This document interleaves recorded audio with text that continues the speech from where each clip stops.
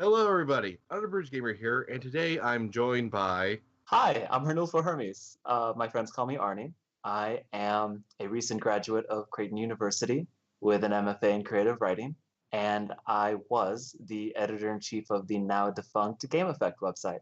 and was my mentor back in the day. Yeah, I was his editor, and I feel like I really nurtured your writing in the early days. And in some cases kept me from going on a ravenous rage when a game drove me mad. Yeah, it's all about how you deliver it.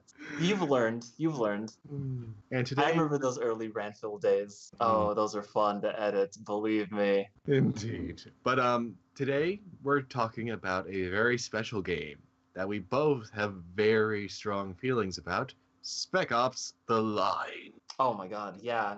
I know it's probably been talked to death in critic circles, but I always think it's great to revisit. It's kind of like revisiting Heart of Darkness in college. Yeah, you've probably read it in high school, but you're gonna get more out of it in a more advanced class. Think of us like that advanced class, only less structured and way more fun. We're like a prestige class in Kingdoms of Amalur. Though we're not as prestigious as Reykjavik over there.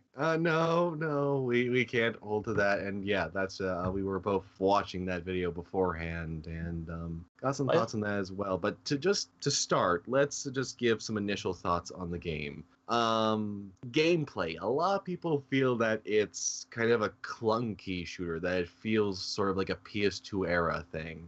It definitely, I don't want to say suffers, but I think it does take, like, if you look at the game, if you just look at it without any context, someone playing it, you can definitely tell it's from that generation of consoles, because it obviously came out after Gears of War. It takes after that style, that cover-based mechanic that a lot of third-person shooters had in that age. Just high walls. Just eyeballs everywhere. I mean, I think it makes sense when you're in the market areas of the game, and those are really cool.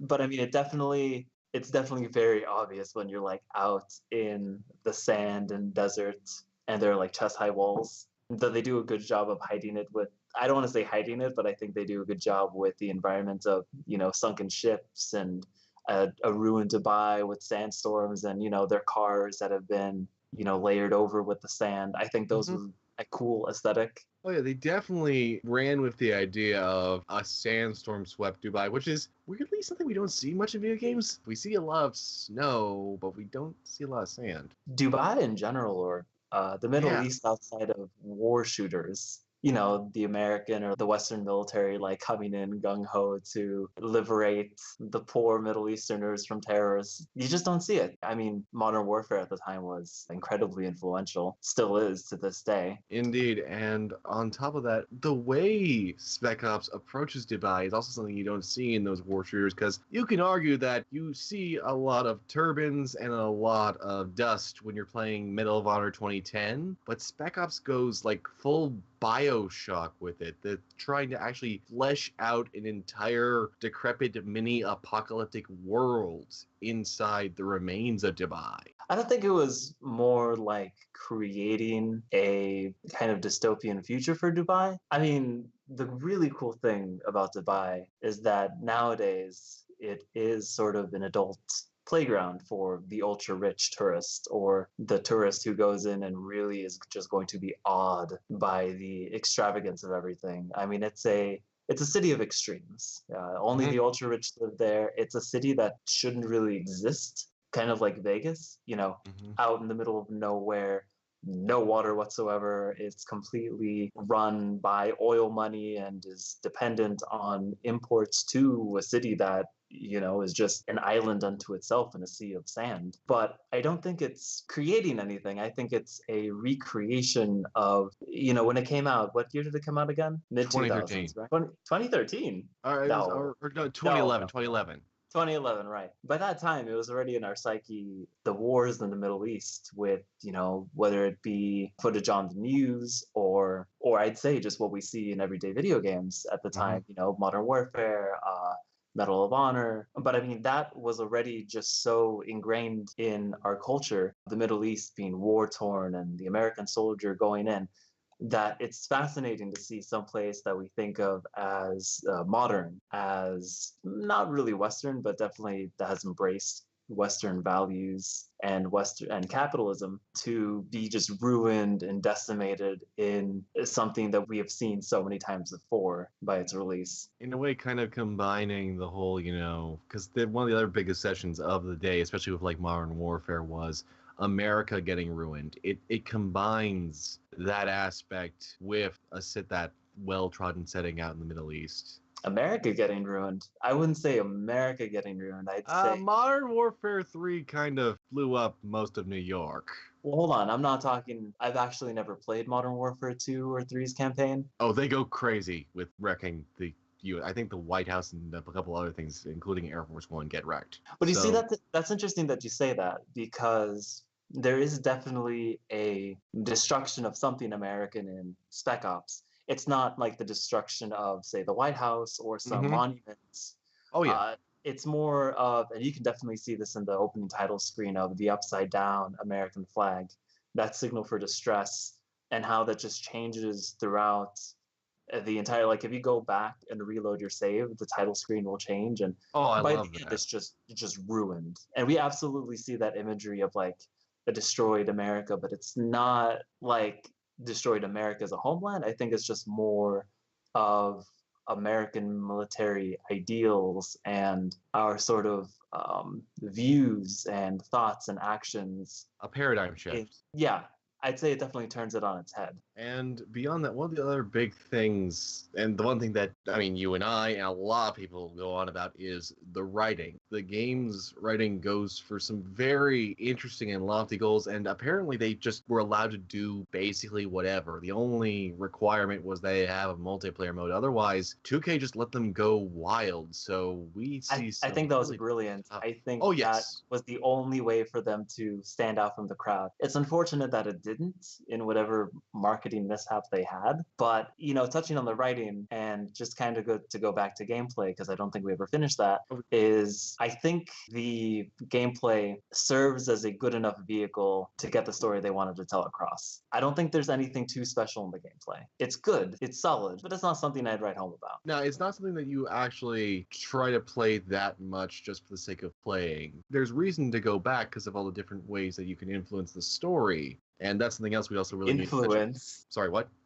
Oh, I mean, come on, man! Those aren't really decisions. That's the whole. That's the whole notion. But it's interesting. Plus, before we actually got to this recording, we did agree that there is the one point where there is some genuine gameplay difference depending upon one specific choice. Right, but the story doesn't change. Overall, no, not until the very end. But I actually am kind of okay with that. I mean, Far Cry 4 did a similar thing, and I was okay with that there too, in that sometimes we need a game that allows us to make gameplay decisions that not necessarily change how everything happens, doesn't try to be Mass Effect, but as a result, it allows you to have much more personal touches for you. You know whether or not you shot that guy, you know whether or not you tried to save the civilians. The moment where you can potentially shoot an innocent civilian early in the game, that is, for you, is a very significant moment, because that can color the rest of the experience. Despite having no in-game notification, really, for the player, it influences a lot more. It's sort of like the game reaches out at you, both with the gameplay and the storytelling, by making them come together and really putting the blame and the weight on you. But, okay, to touch on the you part, it's not you, it's the main character. You're not supposed to be Walker. But you share a lot of similarities with Walker, but you are playing. This isn't like a blank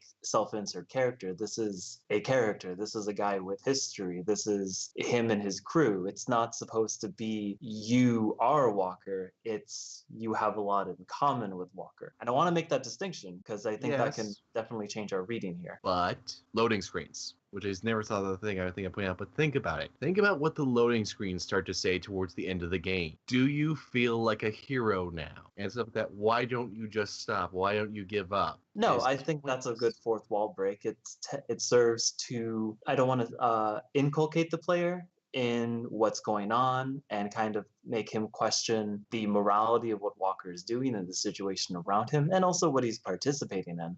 But I also think it's Walker's thoughts as well. I mean, if we're going as like Walker is the main character, not the player, it's definitely questioning his actions as well. Well, you gotta remember that every protagonist in every game, it's a lens that we're going through. So while I agree that Walker is his own character, and honestly is one of the best performances by Nolan North by far. That is his best performance. I'm going to say that right now. That blew me away. The moment I heard his voice, I'm like, oh boy, Nolan North. And I love the guy.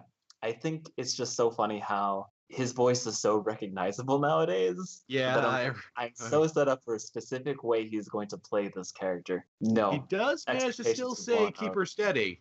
I mean, like every game he's in, at some point he has to say, I think that's just more of a cliche in game writing than Polar Nolan North's fault. But I don't know. I'd have to say there's a bit more agency on the player's part. There's definitely some more weight put there. I think the agency comes through what you were talking about, the story decisions, how that can serve as a mirror for the player's own sense of morality. In the end, the decisions don't affect the linear story that they're trying to tell, but it does serve a way for the player to reflect on Walker's actions, or again, their own kind of moral compass. I think the majority of your viewers, and definitely both of us, are both Western, we're American, and we definitely have, even if somebody in Europe played this, you'd have that sense of connection with, a Western protagonist, in this case, an American, Walker, going into the Middle East gung-ho about saving people. But I think the triumph of those decisions is how organic they are. There's no quick time event that you have to press. There's no pauses time. There's no one tells you. No one tells you, and you make those decisions yourself. I didn't really think about that until I got to the point where your buddy is being lynched by the civilians near the end of the game, and the game told you to shoot. Well, it didn't tell you, but it definitely heavily implied in its your remaining squad mate is just saying that just give him the word and he will unload on these civilians. Right. But I was blown away because in my head I was like, I wonder if I can just shoot in the air and scare him off, and it totally worked. I'm like, oh my god, is this a thing the whole game? And looking back on my notes and stuff while I was trying to come up with talking points for this video, yeah, every decision was organic. And there's one other layer of meta that I want to touch upon with this, and actually particularly with the example you gave, okay? Yeah. I love that most of the achievements are centered around the choices instead of, get so many headshots or whatsoever. A lot of it is focused on the choices you made, because it's one of those situations where you could certainly try to platinum it, but you gotta reflect on the choices you made in that game to get those. It's another look at how gaming kind of desensitizes you to the violence, because if somebody's going for the platinum achievement, they'll just fire into that group of people, if not on the first playthrough, then on the second. I've never done that. I cannot actually just, even though I'm so close to getting all of the achievements for it, it's like, no, I can't let myself do that. I just can't get myself to go there. And I like that because it makes you really think about achievements as almost sort of like a way to highlight narrative, which is, I've not really seen that since. I'm a little disappointed by that, in my humble opinion. I think it, making the decision, whatever decision you end up making, and then having the little achievement pop up, I think the pop-up doesn't help. The pop-up doesn't help. The pop-up doesn't help. I do appreciate when games of this nature try and hold the pop-up of achievements until the credits roll, and then that's cool because you didn't even notice that there were other decisions. I think that would have been a better way to hide some of the paths they lay out in front of you. I can agree to that. What were we talking about? Achievements. No, the violence, the desensitize the violence. I've never been a fan of that video games desensitize you to violence. I think it's all a matter of context. Oh yeah. I don't think, for example, when the nuclear bomb goes off in Modern Warfare 1, that's a horror moment. I mean, that really pulls you into the moment of, oh my goodness, like this has gone to shit. And, you know, I think with other games, if you really want to go the whole like ultra violence route, you know, like Bulletstorm or Gears of War, you know, and that kind of uses violence as a storytelling technique, as a mechanic to for players to really go through. I And think, also kind of like slapstick. It's sort of like an ultra violent Looney Tunes in certain cases, especially like with Bulletstorm. As you're saying, it can be used not only to move things along, but it's more almost oblique humor than it is genuine violence or malice. It's not about sadism. It's more just about, oh, look at this crazy thing we're doing. yeah. So the point I want to touch on when it comes to desensitization, because I think that plays a role in Spec Ops, not when it comes to violence, but I think when it comes to war in general, because I think you and I were talking about this earlier, comparisons, and you've never read Heart of Darkness or watched Apocalypse Now, right? I need to get to that. It's on my to-do list right alongside The Godfather. Do okay. Read Heart of Darkness first, then watch Apocalypse Now. Heart of Darkness is very easy to get through. Not easy, but it's short. It's like 100 pages. Oh, okay, yeah, that I could burn through books that size in a day. It takes longer than that, though. I was shocked about how long it took me. Maybe because I was just taking my time, because I was really getting into Conrad's language and sentence structure. Just the man is a damn genius. Like, I am so jealous that that is like his third or fifth language. Oh my god! Like I thought my writing was good, and then I read Conrad. I was like, no, no, my writing is awful. It is the worst thing to ever come out of anybody's hands. Compared to that man. But when it comes to desensitization, I think, yeah, when it comes to war, when it comes to, at the time, so used to seeing this area of the world engulfed in destruction and war and us being the heroes going in and, you know, bringing democracy, saving people in games in real life. I think we were desensitized to the situations that those games put us in. Not the violence, the situation. So I think it desensitized us to the context of war. I can definitely agree to that. Yeah. I mean, even when the game opens, it starts off. I mean, you're going into this horrible war-torn area, and the guys are shooting off jokes. It's like, open mic night. It's not till they start encountering things that are hostile that they start to get nervous. And even that, just like with the flag, you see that wear away. One of the best things they did with like the execution mechanic, where you punch someone and get extra ammo and stuff when you find them bleeding out on the ground. Not only is that incredibly brutal, but it gets worse the further in you get, and the dialogue, the barks that your enemies and your characters use get more and more vicious and just bleak and sadistic. It gets to the point that you feel almost ill at ease when Walker's, he's yelling like "fucking dead." And oh yeah, it's this descent into like reveling in this violence and war. full animalistic rage being demonstrated, and unless you're like really into the same mindset at that moment, it actually makes you pull back. It makes you look at the situation. It makes you really think about what the hell is happening. That makes me curious. I wonder how many people, like in the moment, were just really, because I certainly came to the point where it didn't really dawn on me how, like at the beginning when I was doing the executions, like I was into it, like, okay, this is a mechanic. Like that's the thing. I was like thinking of it as like, okay, this is another mechanic and as a way to get health or whatever, and or ammo in that case. And it didn't really dawn on me like how brutal it got until he started yelling out like, fucking dead, and just the crunching sound got just worse, and his methods of executing just grew more vicious and heartless, just shooting in the head or something instead of just kind of a knockout like in the beginning. So I wonder how many players, like in the moment of like when you're being surrounded by enemies, shot from all sides, how many people did get pulled out and how many people just went along with it, of like, okay, you're in the moment, like you're feeling the same kind of adrenaline pumping through your veins. I'm Um, curious about that. I can give you an odd answer, actually. In my case, back when I was first playing Spec Ops, okay, the very first time, I actually kind of went to war with the game itself. What do you mean? I mean, as in, like, I realized that it was around the white phosphorus moment. I realized what it was trying to.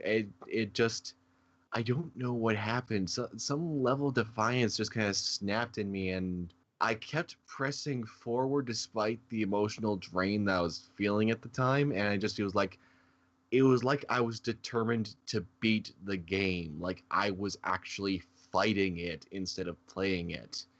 It's Wait, that doesn't. What do you mean?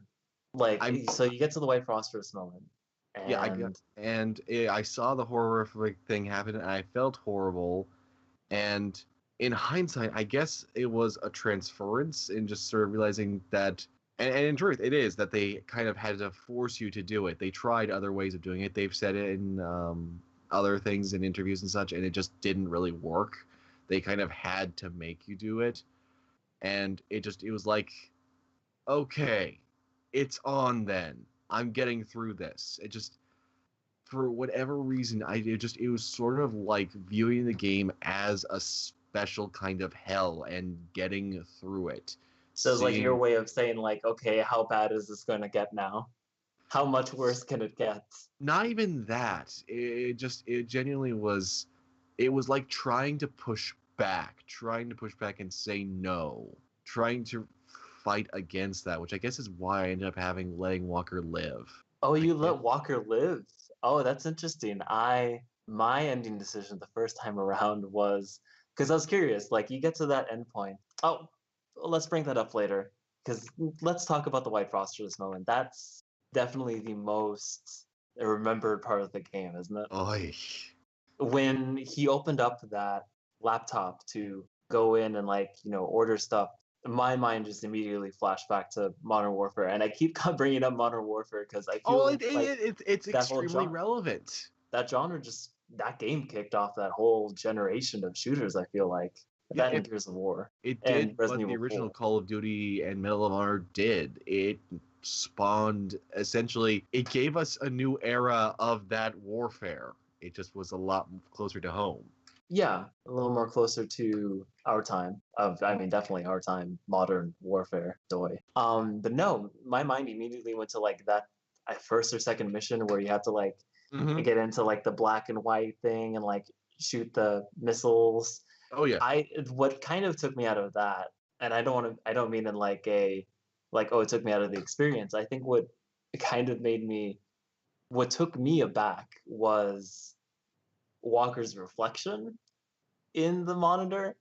It's like, oh, like that hit really close to home because it's not, because when you come to these sorts of things, it always feels detached, like it's something happening over there. It's not really me shooting those missiles. It is you, but you're so focused on the video feed that you don't often think about the person I behind didn't actually notice his the monitor. reflection on the screen. Really? No, it was so obvious to me. Like, Hmm. whenever, like, I noticed it when he like fired off the first order. Like, you'll have a flash of white and then you'll see his face and his reflection stays there. Like, it's covered, it's shrouded in darkness, but you definitely see the outline. You see him pointing his finger, you see him glaring at the screen, like the targets. But no, that is all there. You should go back and watch some video of that. I thought that Oh was my really gosh! And on arresting. top of that, literally, it has him glowing by the rocket's its glare. Just Yeah, well, yeah, sorry. but no, it's fine. I thought that was, I think that cemented one of the first times, maybe one of the only times I've ever, like, he walks out, he goes up to, okay, Racevic talked about how people caught like what was going on before. Now, I don't really know the history of white phosphorus in the military. I've studied policy for that area and like military policy and stuff, but I guess I never remember white phosphorus. I wasn't clued in on what was going on. Were you? Oh, I was a teenager at the time. I had no idea what white phosphorus was. Okay. But yeah, I didn't catch on to that. I thought it was enemy soldiers that he was going for. But he goes in, he walks up to the guy and like he's like, yeah, you know what you did, and they're like, we were just trying to help. And he's like, what? And you go in, the civilians just murdered, dead, decimated. I think that's the first time, well, one of the only main characters in a game where who is an unreliable narrator. You rarely see that in games because I say it's very difficult to do in games. I mean, now you have like Hellblade Sensuna's Sacrifice, not to give spoilers for that or anything, but Oh, that yeah, I mean, that's another unreliable narrator. Um, but yeah, I think this is the first one that I've experienced because I haven't played Hellblade. I think this is the first unreliable narrator I've had that really worked for me in games. Because then you start questioning like his leadership. I think from that point, if you weren't questioning it before, this is definitely it. You start questioning his motives. You start questioning what he sees, what he does, his reasoning for things. I think that really set it up and I thought that was perfect. That moment, you could not get better storytelling. On the nose, but I think it had to be. yeah, it definitely had to be. It cements everything else. And I do like also the one other time they really pay off on that is when you're at the journalist's radio tower, and at first it's like, they're trying to get there, and the excuse Walker gives is that they can reach command, that they can get a distress signal out. And I think that they do that. I think that they at least try to do that He as something. does. I But can I can actually bring up my notes here. Yeah, but keep talking. but then they just straight up wreck the place. They just tear it apart, even though it would be ideal to leave the distress signal going.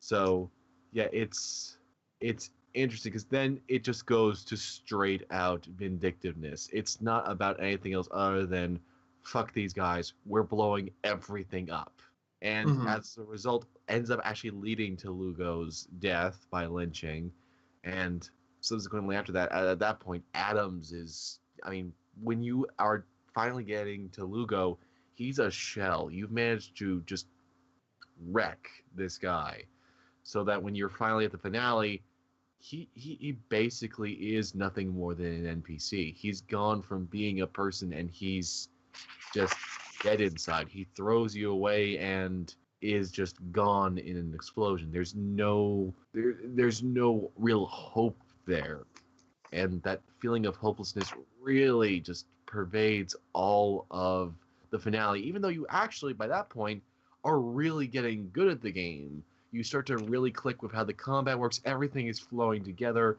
More powerful weapons are being dropped. So Oh man, that's the point where it clicked with you? Jeez, man, you're a bit slow on the uptake, aren't you? I'm not saying that that's where it clicked for me. I'm saying that as an observer going through the second time, or well, more like fourth or fifth time, just really looking at it and seeing that all come together, I like that. I like how that whole finale plays out because even though it's technically easier to play, there's far more despair. I hated that final sequence. I played it on the highest difficulty I could, not Fubar, but the one below that they allow you to on the first playthrough. See, I just did That was normal a because that's the intended frustration. one. Right. Well, the way I like to view games, at least when it comes to difficulty settings, is like I do appreciate games that balance for hard, like not just like bullet sponges and stuff, but like different tactics, and Mm-hmm. you can actually like go through and have a great time if you enjoy a bigger challenge without becoming so frustrating because the game has not been balanced right. Bullet sponges or just you die in like one hit, some bullshit like that. If Stuff the that really game's not makes you think. right. So when I played that final section, and I did quite well, I actually really enjoyed playing on that difficulty. I think because I played with a mouse and keyboard, so headshots are really fucking easy. Like I had no problem just like pulling off headshots. I mean, the game was just not balanced for a mouse and keyboard.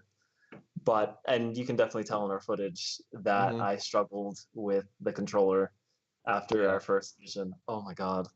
Um, but yeah, I get what it was trying to do, but it felt the reason I hated it is not because it was difficult, but because it was so you had only one way to do it, I feel.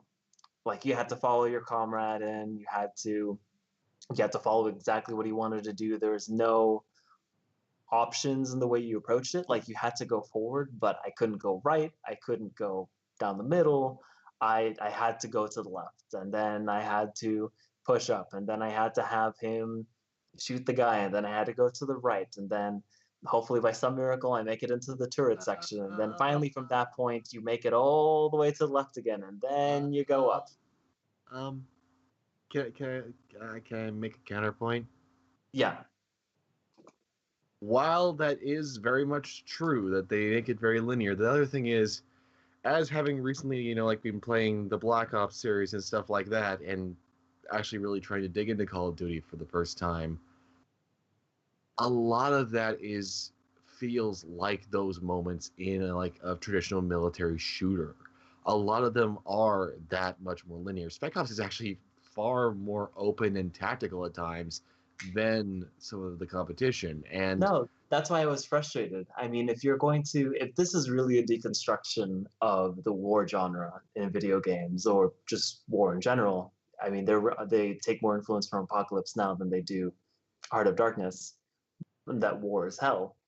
But if that's what it's supposed to be, and you already set up player expectations for, you have options, the game opens up, you're able to strategize by going this way instead of that way, like the cover based system was pretty open for what it was trying to do, especially those areas in the stand where it really opened up and you had various ways of approaching things.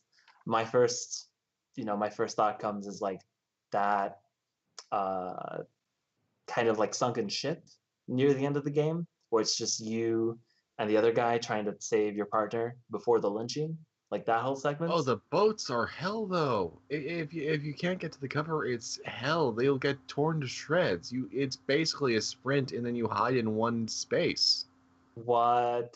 No, No, I tried playing that section a few times, and I definitely approached it a few different ways. most of the time, if I tried anything other than just straight up getting inside the boat, clearing out the guys in there, and just holding out, I end up dead pretty much no matter what because there's not a lot of cover besides that. I'd actually argue it felt more forced. And even coming back to it now with better reflexes and everything, it was the lowest point in the game for me. Really lower than the final segments. Yes, I had a breeze with the final segments. The hardest part was that final boss with that final minigun guy. Other than that, I was fine. Oh wait, oh right, what am I coming up with? Anyway, but the point is, it's opening up. You're having more options than, let's say like a Black Ops or another kind of corridor shooter. Well, I don't want to call them totally corridor shooters, but that style of Yeah. gameplay. So to have the final segments just really be like kind of give you the impression of an open area of like, cool, I can try and approach this different ways like I did in the past, to be forced to do it one way and one way only is really frustrating. Because I tried, I was like, okay, maybe there's another way to do this because, I would die. There's like that one guy who I couldn't get to without my partner having to shoot, but he wouldn't shoot because I don't fucking know, the AI borked or Oh something. yeah, the AI really sometimes it could take half a year for it to take a shot at a guy you mark. Right. So it was really frustrating um, to not be able to approach it. Like, if one way wasn't working, I should have been able to try another way instead of, okay, I just have to ram my head over and over and over into this wall and hope that it breaks. So that was No, frustrating in the end. I, I this actually brings to mind 2 points, and I'm wondering if it was actually a point of inspiration then. Um, the squad tactic bit, I wish they had done more with that. It would have been so easy to make them be more involved, and that's something that's always going to bug me about Spec Ops. But the way the game structures its ending with you losing your allies reminds me of one very other specific game that also grows very linear at the end.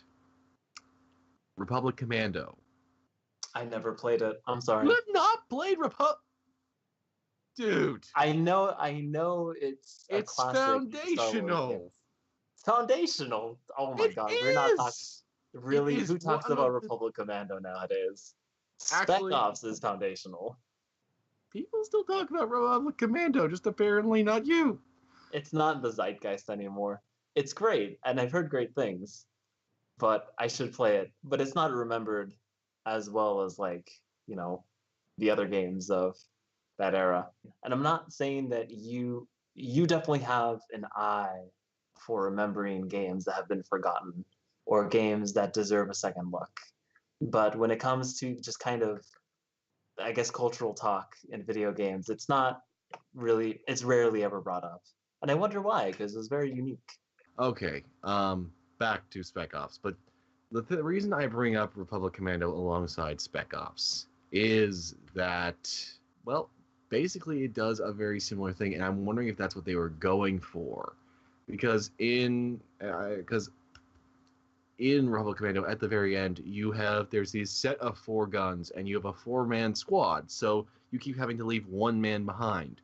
The challenge keeps intensifying with each person leaving you behind till you're at the final section where it's just you.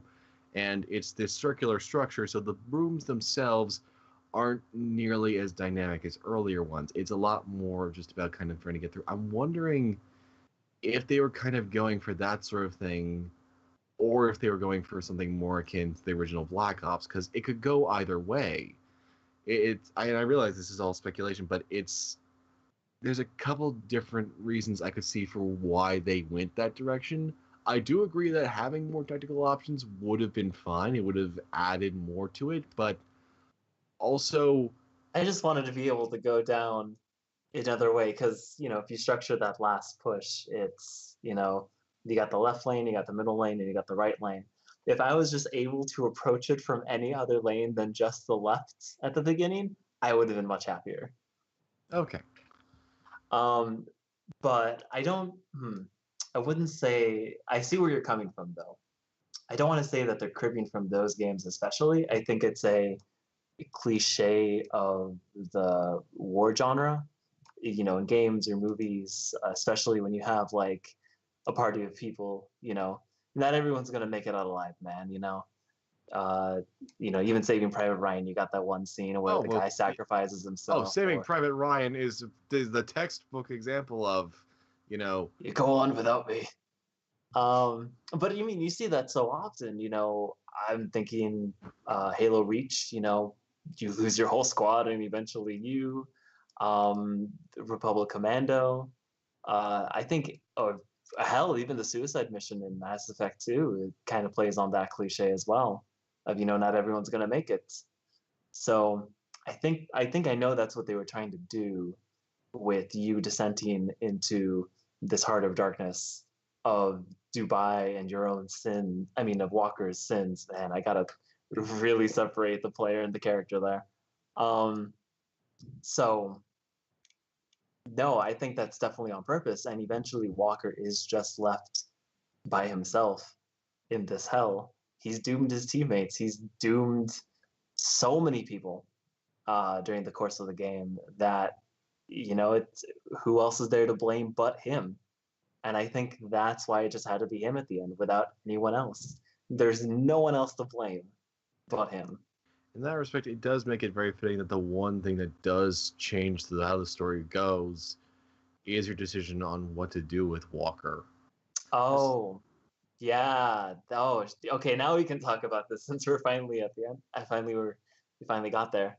Yeah. So, what was your decision first round? Like, what was your gut instinct? Did let Walker live, and I had him decision? surrender. That was the first time. But looking back upon it, when I replayed it now, and I wasn't looking through the lens of I'm going to beat this game, I'm going to win.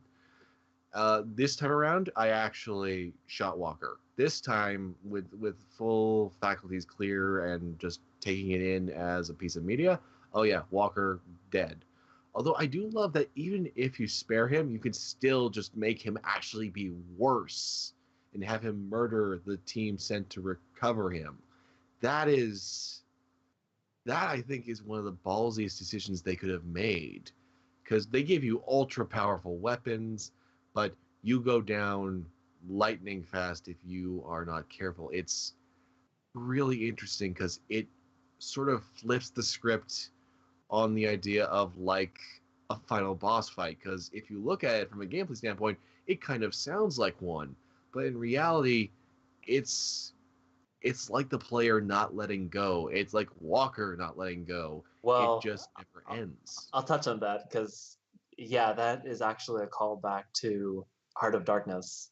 But I'll get to that. Mr. Kurtz, yeah, that's kind of, I'll get to that.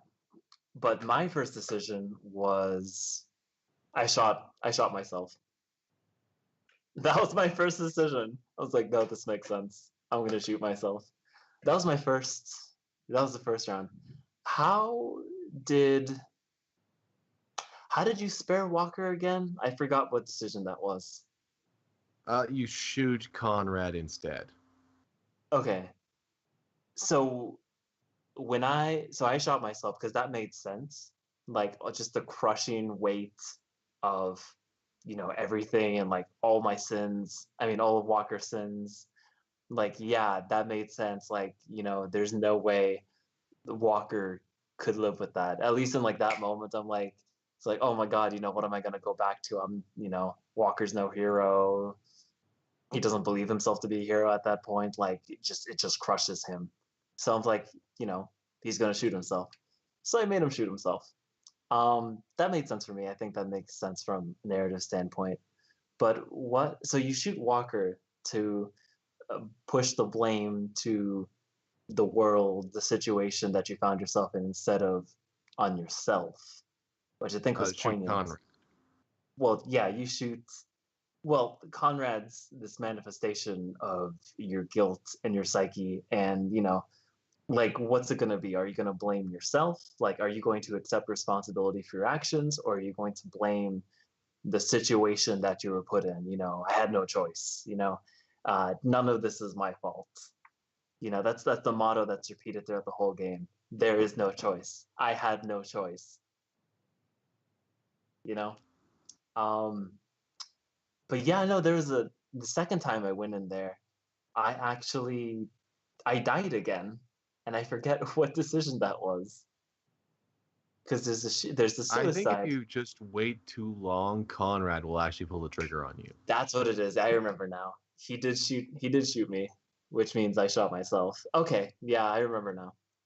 But no, so talking about that ending sequence, the epilogue, the optional epilogue, that's if you've ever, well, spoiler alert, they find Mr. Kurtz down the river in Heart of Darkness, and he has what you would refer to as like quote unquote gone native. He is seen as this god to these people that he has befriended in a weird way. Like the way he's befriended them is like by acquiring so much ivory, the kind of currency that colonialism was going for, the rape of Africa. Um, that, they saw him, the people he kind of surrounded himself with, he made them powerful. He made them, conquer other tribes and other groups of people, and that they just revered him as like this otherworldly godly figure when he really was just this frail man. But he was so in it. He was so a part of this world that when there was that effort to take him out of that back to quote unquote civilization, he died. Like there was no way he was leaving that place.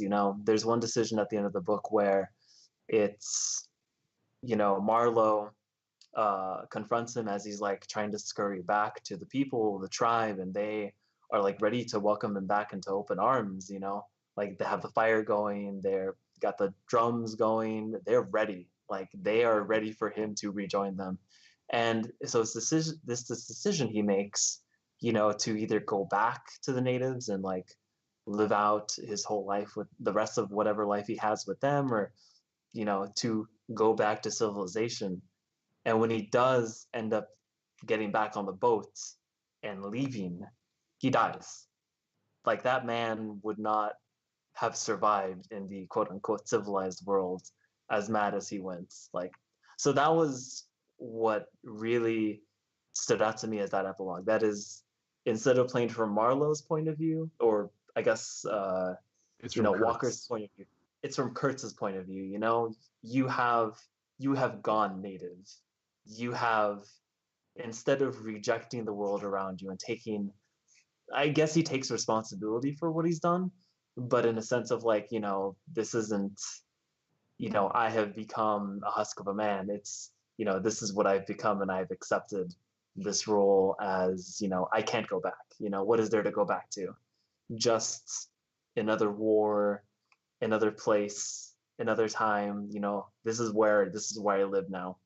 And even if you don't shoot those guys, the rescue party that is like Marlowe in the book to save Mr. Kurtz, you still have that moment of, how was it like in there? They ask him, and how did you survive? And he's like, what? Did When did I? I? So did I? Yeah, you are never. There's no going back, is what I'm trying to say. And the book makes it clear, and so does the game, that there is no coming back from this. You have descended into the depths of hell, and that's where you are, for better or for worse. Well, definitely for worse. But like that's where you're gonna live forever. There's no escaping that. Actually, now you got me thinking about the for better or for worse because there's one way you could actually argue that it would be for better, especially if, bring up Racevik again. His theory and theory of some others have that the game is set essentially in purgatory or some kind of limbo, that Walker dies in the opening, and that everything, that happened up to the helicopter did happen, and then he died, and now he experiences the rest all over again, sort of as just a recounting of his sins, of his mistakes that led up to this point. But there is sort of the question of, is he like a devil? Because thinking of like even like Paradise Lost and stuff like that, the road to hell was paved with good intentions, and that actually very literally happens in the opening of Spec Ops. We see Walker and his team running forward. They're going to be the heroes. They're going to signal the cavalry, help the people of Dubai. It's all going to be good. They just need a recon, call command. It'll all be good. I mean, that's And the whole critique of America and the West's involvement in the Middle East. You know, oh yeah, we're here to, we're here to help. Oh, I forget that one line. If I could actually like bring it back, what was it that the radio man said? What are the scariest like 16 words in the English language? You know, Nothing to worry about. The U.S. Marines are here to save you. I totally butchered that line. I don't know what it was. it's I fine. wish But I wrote it down. what I'm going for here is, it's kind of like Walker's a modern day Lucifer in that he just A fall from twists grace. himself. He just completely contorts himself and ruins himself. And if you choose to not die, especially if he kills everybody, it's sort of like, he's chose. It literally is like the line of better to rule in hell than to serve in heaven. That sort of thing. It really is a question of seeing yourself become this monster and facing judgment. So even if you don't take it as having any sort of supernatural elements, it all comes together on that point. And that Well, is I the mean, one. that's what And Kurtz was in the book as well. Except he was like, so like up until to get to him, he's talked about like as a genius, as the man who's going to save us all and make us filthy fucking rich, and he's the reason why. He's the symbol of everything that the mission stands for in the Congo. And I think that's But you could say that Conrad is the same way, because his men are loyal to him to a fault. They carry out his but last wishes. But sorry, but as much as Conrad is revered, I think he's a red herring. Really, what the game tries to demonstrate at first is it tries to make you think that Captain Walker is a good guy. It tries to sell you on that, and then as things get worse, you see him get worse. Instead, like you said, it's not from Marlowe's perspective. Marlowe's perspective is far more those of the people around Walker.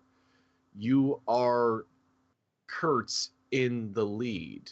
You're well, supposed to be this big hero that did these significant things. I mean, Conrad even remarks over the radio in his phantom form about how, John Walker, oh yeah, he did this, he did that. You were a pretty good soldier. What are you doing here now? Why are you doing this? Why do you keep choosing to do these things if you are such a good person?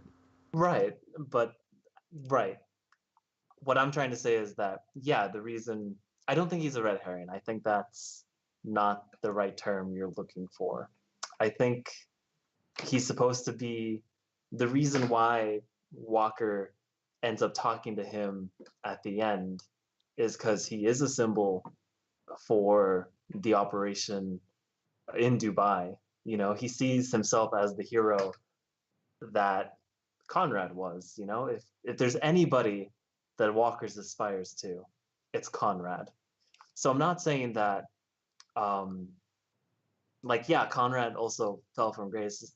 Conrad had probably the same journey as Walker did, but through Walker, we see that downfall and that descent into darkness. So I want to say that by the end, Conrad sees, that, there's not too much of a difference between him and Conrad, which is sort of the relationship I believe the game wants the player to feel with Walker as well. It's like, hey man, we share a lot of similarities, you and I. We're not so different after all. I'm Hmm. not saying that they're one and the same, because definitely Walker and Conrad, I think, are two separate characters, just like how Walker and the player are not analogous to each other in this game. No, I can agree to that. And really, overall, I think we kind of put a bow on what it all comes together as. It really is. It's judgment. A lot of it comes down to judgment. The player's judgment about the moral choices, the judgment of Walker through the game's narrative, the player judging Walker and themselves using him as a lens. It all comes together on being very reflective, which makes it very appropriate that it literally ends with you in front of a mirror. Yeah, because Conrad, no, Conrad is a reflection of Walker and his ideals, and that's kind of why I say the player. That's one of the reasons why I'd say the player isn't analogous to Walker, because if the game really wanted to do that, you could have had your gamer picture or something up there. I don't know, but I guess what I'm trying to say, it's not you and the reflection, it's Walker. Yeah, Walker's sins are not your sins. I keep wanting to bring up Far Cry 4 because I'm thinking about how it did things more along that line, but that would be, another hour-long discussion. We don't have time for that. Well, I mean, that's also very different. That's a first-person game, and you are Oh yeah, given no backstory. You're given very little. It's very much you are playing this. This is a self-insert sort of thing, kind of like what Far Cry 3 did with you and your friends are going on vacation. What does it mean to go native? To revel in the violence and become stay on the island while everybody else leaves. so It much kind I'm of not. kind of like a Um, Kurtz moment.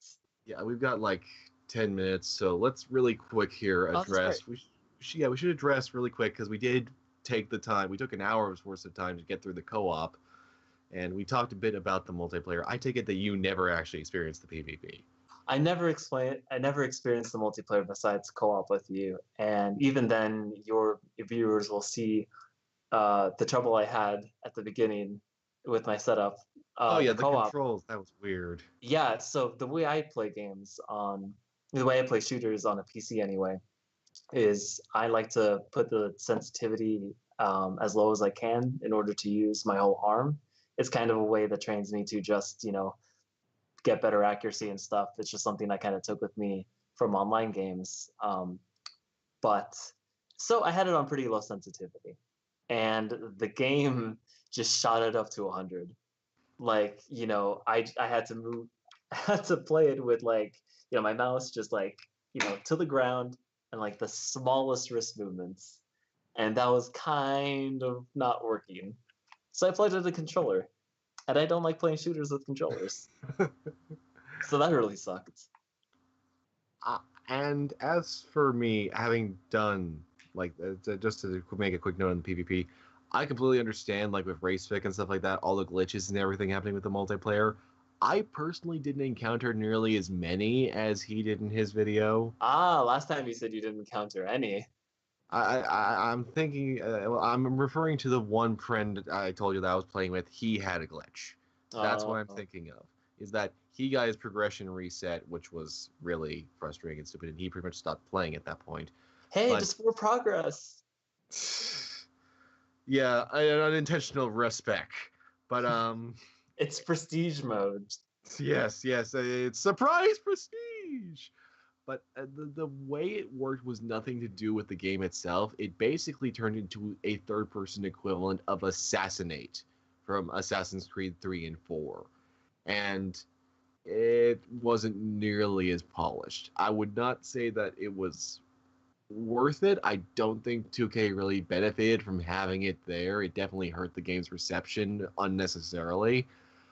And I think critics were actually weighed way too much on the multiplayer versus the single player. That was a really big issue there.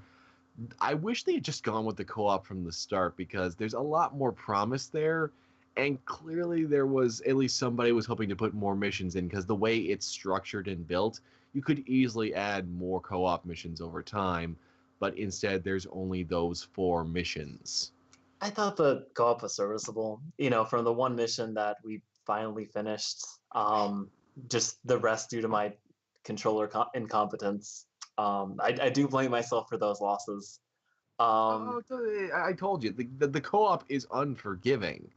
It is real. I mean, normally I've played for those of you who don't know, I normally play co-op games solo just to see if it'll even work, and there are a lot of co-op games that do that. Spec Ops is not one of them. You have to play on the lowest difficulty setting, and even then you have to be so conservative, so paranoid because there's no checkpoints. It's a one and done deal, which is normal and understandable because most missions are only like 8 minutes long. Right, that's what I wanted to say. I think it's serviceable.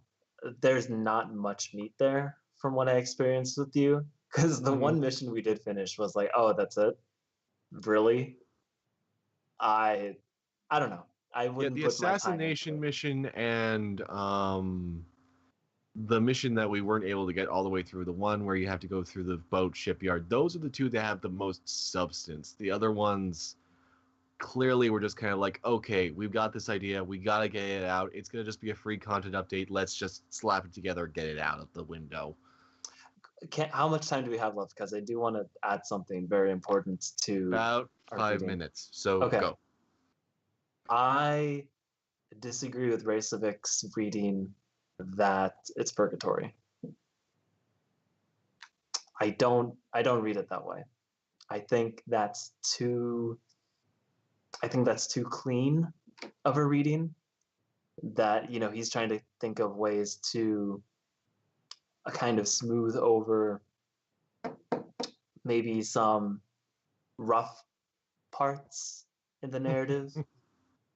Like, I don't it's obvious to me, at least going through it and looking back on my notes, that they do subtly hint at, Walker's obviously a he's obviously a an unreliable narrator. There are moments in the game where you kind of question what you see, like some leaves disappearing from the trees or reappearing, or things that you saw kind of disappear, or the reactions you have to things or the hallucinations you have.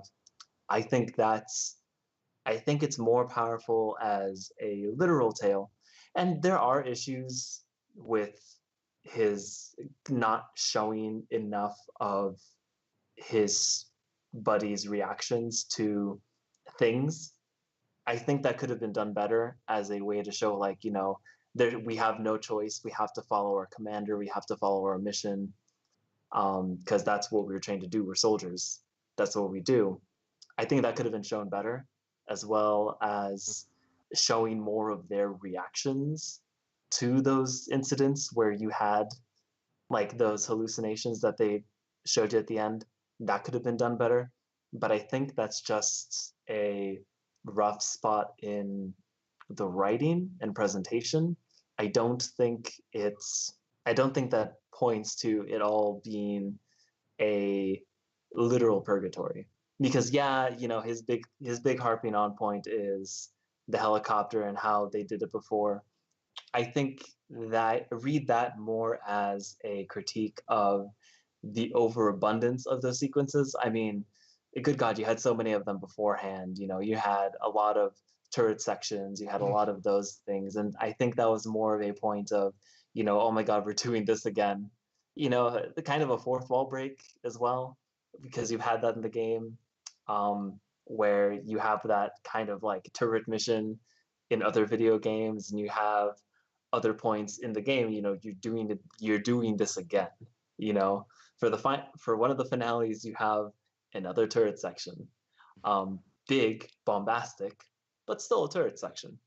That's the way I read it. I don't think it's a literal, like, oh my God, sort of like we're dead and I'm reliving this. I see that more as a deja vu sort of thing for the context of war and the banality of violence in that situation. And that point with him being like, oh, his teammates are not in the helicopter when you go through the cutscene, like the very quick thing. It's like, I don't buy that either. That could just be and the game is meticulous. I'll give it that. But that could have been for so many other reasons, of like, it's so quick that you're not going to notice that in actual gameplay or upon first viewing, because you had to save, memory or whatever. So there was no reason to have them there. I don't even know if they're even like loaded up into that section, to be honest. I haven't like broken the camera or anything to look, but that might have been a shortcut.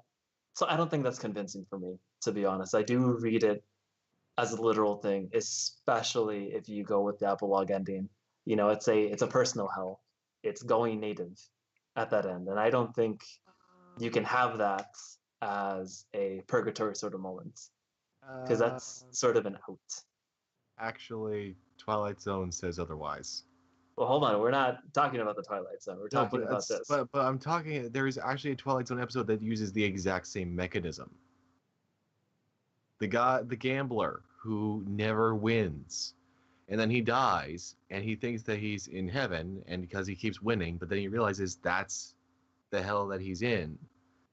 That is sort of how I kind of felt about it. When I was thinking about it, if this was actually a purgatory, then yeah, that could totally be it. Just because Walker is leaving Dubai does not mean that he's out of hell. No, and that's what we were talking before. It's a personal hell. It's, you're not, there's no going back after this. You're no and hero. That doesn't mean that he does go back. He might literally be traveling back to whatever he knew, but he is so tainted and broken. He is gonna have such post-traumatic stress and so much guilt and other things that realistically, whether metaphysical or not, it will still be hell. He doesn't get out. We're saying the same thing. But you're saying that would make it not be purgatory, whereas it actually no. Like a literal reading of like they died and he's in purgatory. I don't buy that he died. But I'm saying that could still work within that context if you look at it that way. True. I do agree with that. But I don't believe in that. I understand. I don't agree with that reading, is what I'm trying to say. I don't I agree with that understand reading. I think Racevic is wrong, and that I'm right. And you're Bring it on, very Racevic. humble about it. No, I mean, I think this is the beauty of such a game like this, that you can read it in so many ways and back that up, and you can have a great discussion about it like we just did. The game, I think, deserves to be played more. I think it deserves to be discussed more. And certainly people can bring up their own experiences. I think that's one of the beauties of this game, is that your reflection on your own moral compass and what you took out of it. I wonder how this game, because I come from a generation that grew up with Middle Eastern conflicts being so prevalent Yeah, in the there media was and in a pop thing. culture. You know, and I grew up before that and now through it, and now kind of at the tail end of that with the Trump era and trying to get out of the Middle East and get out of the proxy wars and have Russia and other militaries take care of that. I wonder how this game is going to be viewed, say, 10 years down the line, you know, after the Trump era, after the world has moved on. That's going to be fascinating, because I think my reading of books like Heart of Darkness are so different now compared to how I read them in high school and in college, that it just brings a fresh new perspective and makes you think of things differently. But I think that just makes Spec Ops a timeless masterpiece. It As really, flawed as I was thinking, is that it really does make it timeless, and that no matter what time you're looking at it, it can have a unique meaning. yeah, All right. Well, I love the game. I love Spec Ops. Spec Ops: The Line, incredible. I hope the writers have gone on to do other things. they're still doing some stuff, that's for sure. Thank you so much for sitting down with me, Arnie. It was great talking to you. No problem. Sorry I rambled on for so long. We Oh, have to do this again. yes, agreed. If you enjoyed this video and would like to see more of them, please be sure to like and subscribe, because that actually helps a lot. And if you didn't like it, then please feel free to give a thumbs down, but also let's try and keep things simple in the comments section, yeah? Oh, and if you really like this video and would like to help ensure I can do more of these things, then please head down to the description and follow a link to my Patreon, where you get special goodies if you chip in and help make this channel a reality. I'm the Unabridged Gamer, signing off.